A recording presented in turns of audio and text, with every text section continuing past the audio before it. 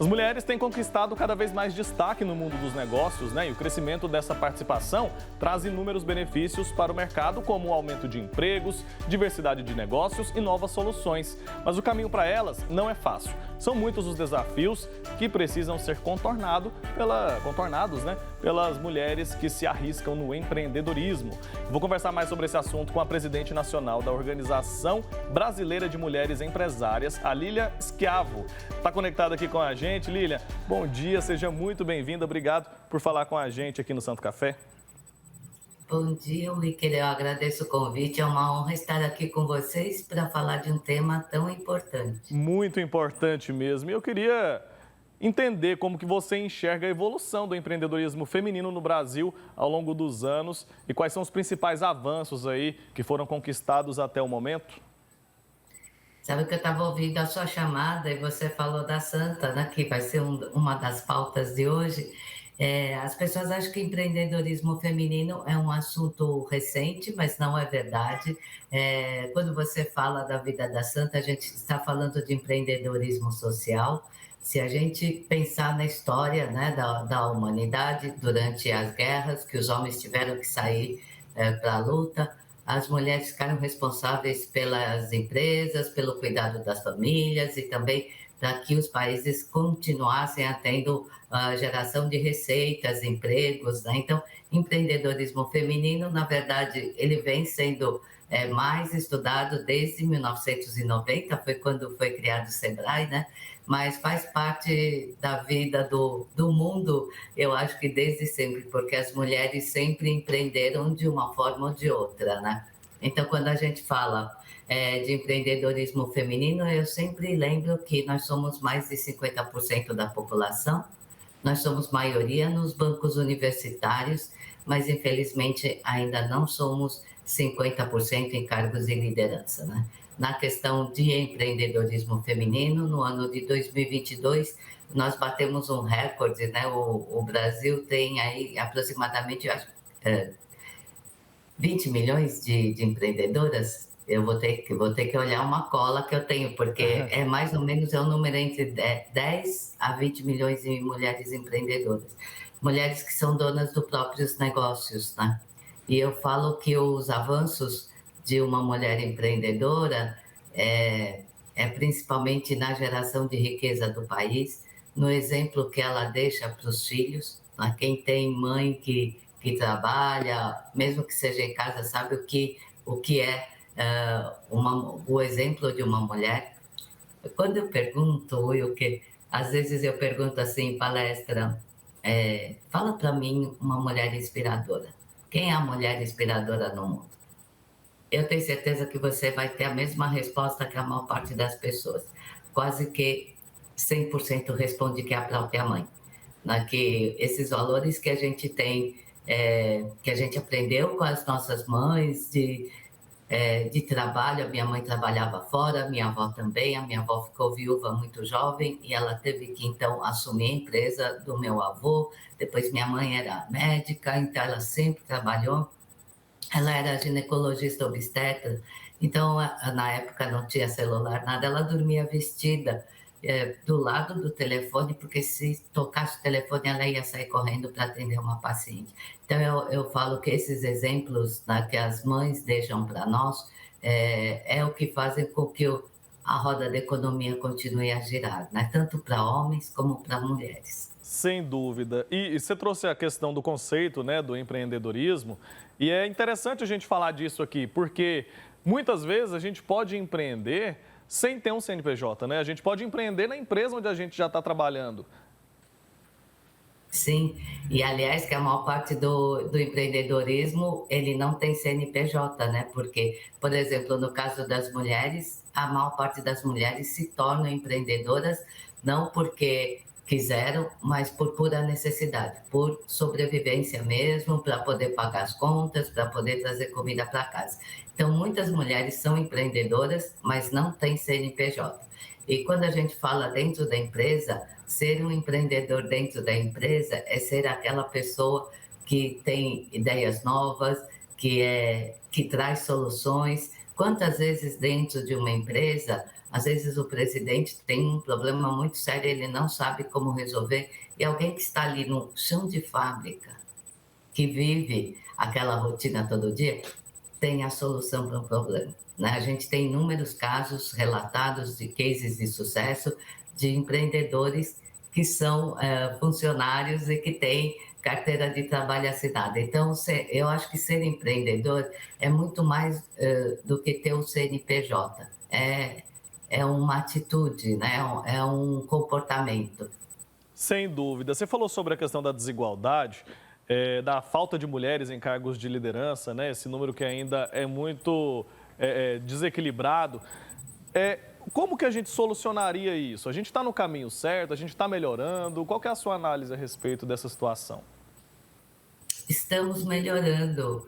Segundo os dados que a gente recebe de relatórios e pesquisas, as mulheres estão melhorando, mas eu vou falar para você, o Iker, é muito triste, porque as mulheres ainda estão, assim, praticamente começando, né? A gente já tem aí 10 a 20%, dependendo se é conselho, se é diretor, se é CEO, se é CFO, de 10 a 20% só de ocupação de mulheres nesses cargos. E as mulheres enfrentam barreiras que são bem diferentes das dos homens. Né? Porque às vezes falam, por que você fala tanto de mulher? Eu falo, porque os homens, eles já alcançaram os espaços e eles vivem confortavelmente. Você quer ver uma coisa? Se você tiver que indicar alguém para ocupar um cargo se você é o presidente de uma empresa, você tem que chamar alguém de confiança para ocupar um cargo de direção.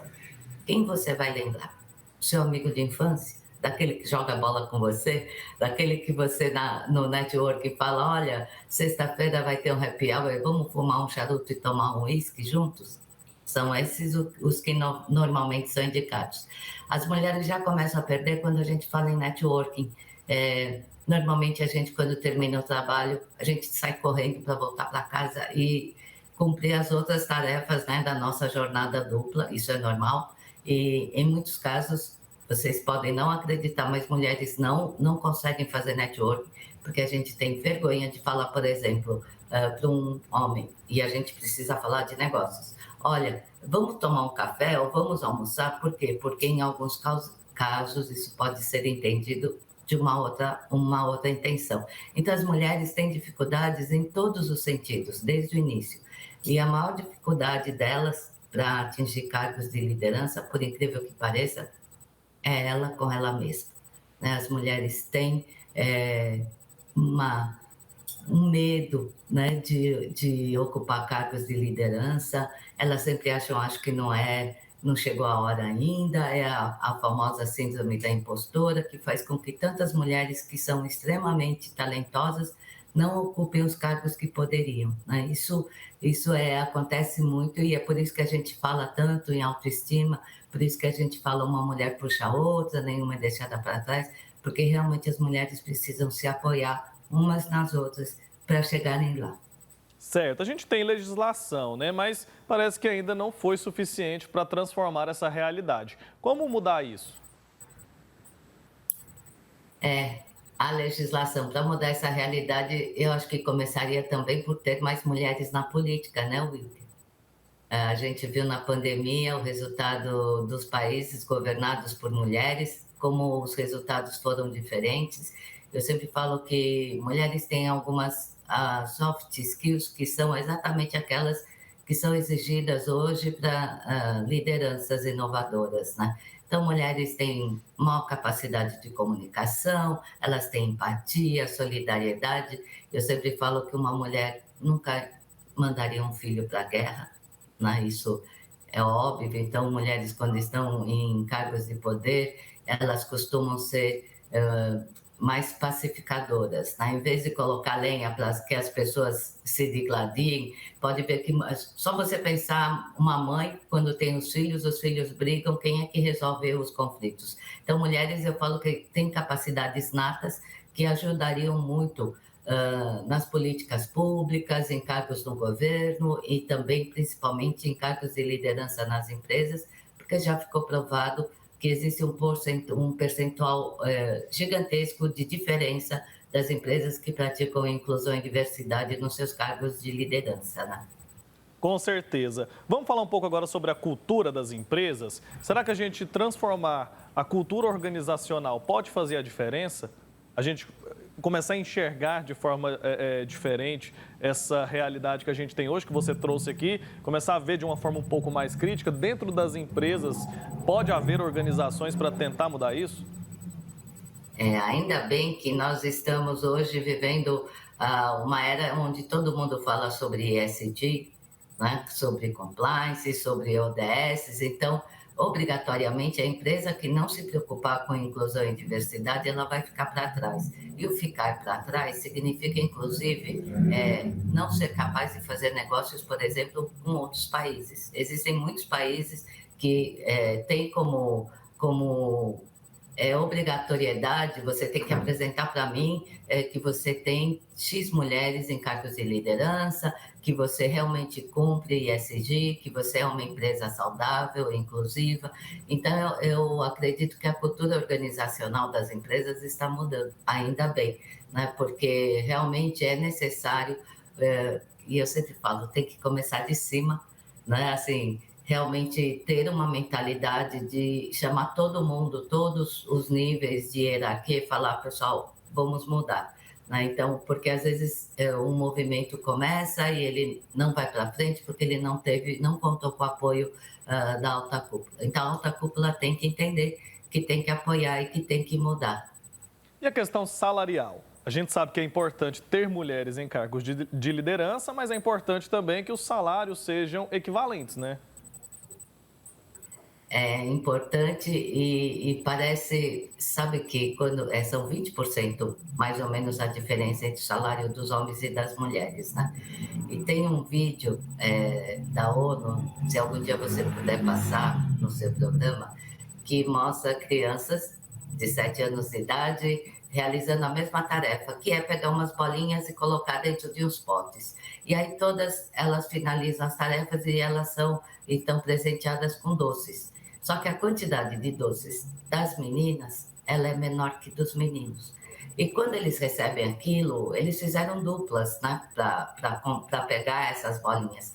Quando eles percebem isso, os meninos falam, por que o dela está menor? Ah, porque é assim que funciona. Então, eles começam a tirar os docinhos deles e entregar para as meninas, até que fique na mesma quantidade. Então, eu falo que essa situação é tão absurda e ela é tão visível que é injusto, né? Isso é injustiça no mais alto grau. Como que duas pessoas com as mesmas capacidades podem executar o mesmo trabalho e receber valores diferentes? Então, para mim, é a educação desde a mais tenra idade. Né? Porque é impossível. Eu queria entender a pessoa que paga menos uma mulher, como que ele foi criado, né? Porque não existe nenhuma explicação. Então, falar com a RH, falar com as empresas, ainda bem que tem leis, mas vamos ver se as leis vão ser cumpridas, né? Mas eu tenho muita esperança nessas novas gerações, sabe? Que elas estão crescendo com um senso mais crítico. É sobre isso que eu queria te perguntar agora, sobre as expectativas para o futuro. A gente já caminhou até aqui, percebemos que a gente teve avanços, né? Mas e para o futuro? Você tem esperança de que essa realidade mude, melhore cada vez mais? Ah, sim, porque, por exemplo, quando eu falo de mulheres, eu quero dizer que eu espero que os homens, uma das minhas esperanças, né, que os homens realmente se solidarizem e que entendam o que a gente passa, né? Então, por exemplo, no Mulheres tem um movimento chamado Rifoshi, né, que é Eles por Elas, que são os homens apoiando as mulheres para que a gente atinja igualdade de gênero. E eu sempre falo, porque às vezes quando me chamam para falar sobre mulheres, você vai falar só de mulheres? Eu falo, não, eu falo de homens e mulheres.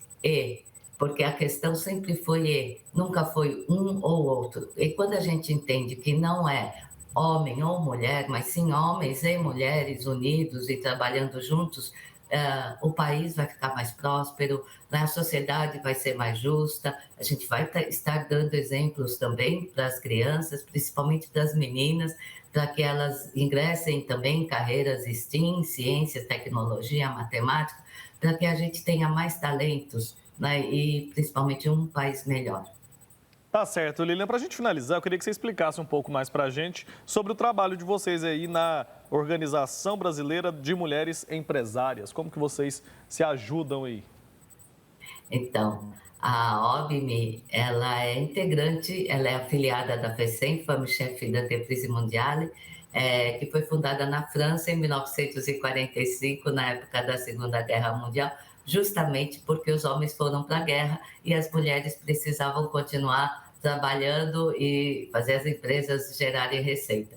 E aí, naquela época, as mulheres não podiam, na hora de pagar fornecedor e funcionário, elas não podiam assinar os talões de cheque.